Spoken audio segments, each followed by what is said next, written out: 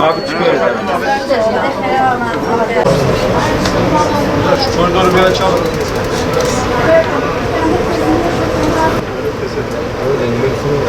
Bravo, mutlaka alacaksın yani şunu şöyle mutlaka. Seçim döneminde bize destek veriyor. Yani yapılması okullarda yüksek değil.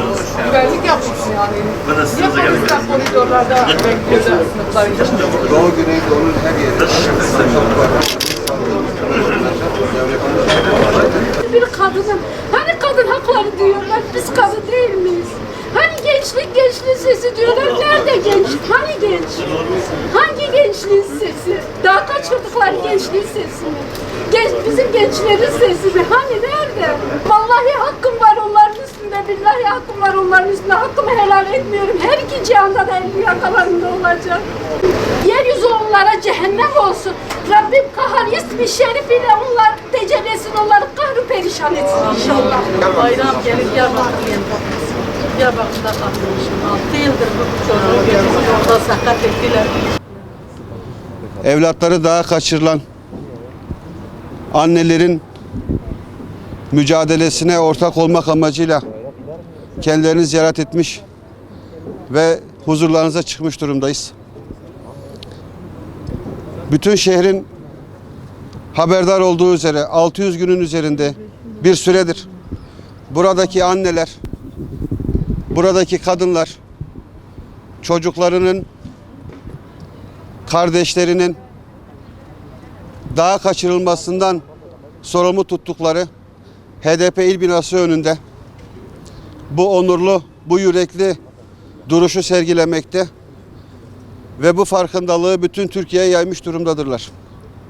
Bizler de AK Parti Diyarbakır İl Başkanlığı olarak bu kadınların yanında, onların mücadelesinde, onlarla omuz omuza yer aldığımızı huzurlarınızda belirtmek istiyoruz.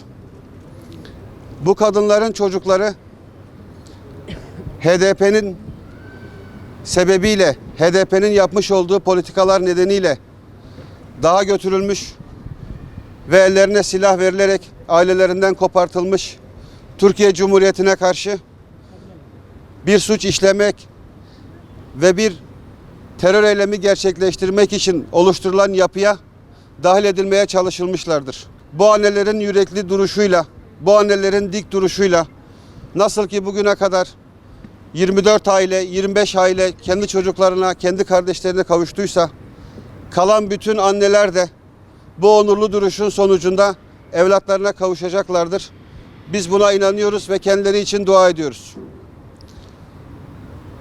1915 olayları üzerinden HDP'nin yapmış olduğu açıklamayla bir kez daha gördük ki HDP'nin tıpkı bu kadınlara karşı olan duyarsızlığı gibi aslında bu bölgedeki insanlara, bu bölgedeki Kürtlere hiçbir şekilde sahip çıkmadığını, hiçbir şekilde temsil etmediğini, hiçbir zaman onların hayrına ve iyiliğine bir eylemde, bir düşüncede, bir politikada bulunmadığını bütün Türkiye ile beraber görmüş olduk.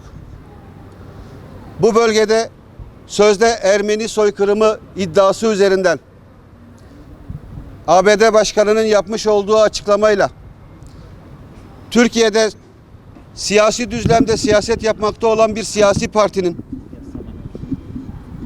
aynı düzlem üzerinde, aynı düşüncelerle, aynı fikir ve düşüncelerle, aynı cümlelerle devletimize, hükümetimize ve en başta bu bölgedeki insanlara saldırdığını gördük. Sözde Ermeni soykırımının gerçek olduğu varsayımı eğer doğru olmuş olsaydı, burada Ermenilere zulmetmiş olacak olanlar burada yaşayan Kürtlerdi. Bizim analarımızdı, bizim babalarımızdı, bizim dedelerimizdi. HDP en başta buradaki Kürtlere çok büyük bir iftira atmıştır. Yapmış olduğu bu açıklamayla. Ve HDP burada bu bölgede Ermenilerin Rus işgalinden sonra Kürtlere yapmış olduğu bütün zulmü, bütün mezalimi, yapmış olduğu bütün o toplu mezarları görmezden gelerek sanki hiçbir şekilde Ermeniler bu bölgeden boşu boşuna çıkartılmamış gibi düşünerek Kürtlere yapmış oldukları o haksızlığı, o zulmü Van'da, Muş'ta, Bitlis'te ortaya çıkan o toplum mezarları sırf Müslüman diye, sırf Kürt diye hamile kadınların karınlarındaki çocukları, o bebekleri, o ceninleri süngülerle çıkartan Ermenileri görmezden gelerek, bütün zulmü görmezden gelerek, inkar ederek, yok sayarak, üstüne bir de bu coğrafyadaki Kürtlere, Ermenilere sözle soykırım yapıldı iftirasını atmaktadır. Bildiğiniz üzere bugün 6-8 Ekim 2014 olaylarıyla ilgili olarak Ankara Ağır Ceza Mahkemesi, Ankara 22. Ağır Ceza Mahkemesi'nde kamuoyundaki bilindik ismiyle Kobani olaylarıyla ilgili yargılama da başlayacak. Bu vesileyle 6-8 Ekim vahşeti içerisinde hayatlarını kaybeden Yasin Börü ve bütün arkadaşlarını rahmetle, minnetle yad ediyoruz. 6-8 Ekim olayları sırasında Yasin Börü ve arkadaşları üzerinde yapılan zulmün, yapılan zorbalığın mahkemesi sadece Ankara 22. Ağır Ceza Mahkemesi'nde değil, bu çadırda da, bu şehrin bütün insanların yüreğinde de yapılacaktır. Ve o zulmün ve o mezalimin sebebiyet sahipleri bu çadırın vicdanında da, bu şehrin insanların yüreğindeki vicdanda da yargılanmış ve mahkum olmuştur. İnanıyoruz ki Ankara 22. Ağır Ceza Mahkemesi'ndeki yargılama sonucunda da buna sebebiyet verenler, buna azmettirenler, bunu eliyle yapanlar en ağır şekilde hukuk önünde cezalandırılacaktır.